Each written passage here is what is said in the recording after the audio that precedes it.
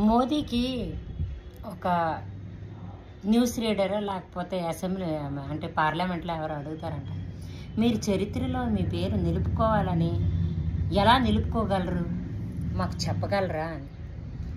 Modi answer ఏంటో వింటారా? చాలా టైం ఇలా ఆగిపోయారంట. ఆగిపోయి మీ ఎవరికైనా వేదాలు ఎవరు రాశారో తెలుసా అని అడిగితే ఎవరు కూడా చెప్పలేకపోయారంట. వేదం ఈనాటికి కూడా ప్రపంచం అంతటికి ఎంత ఉపయోగపడుతుందో ప్రతి ఒక్కరికి తెలుసు. అంత పెద్ద చరిత్ర ఉన్న వేదం ఎవరు రాశారో ఎవరికి తెలియదు.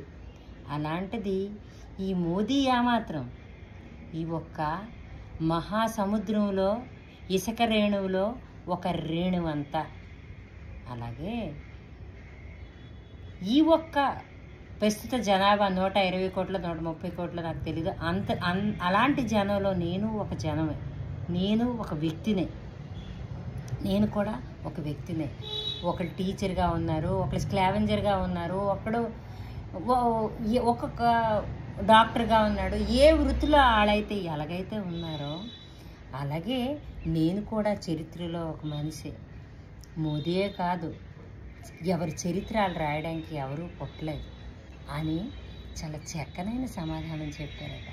ఎవరికైనా మనసు నొప్పించుంటే మన్నించండి, నాకైతే మోదీ ఆన్సర్ నచ్చింది.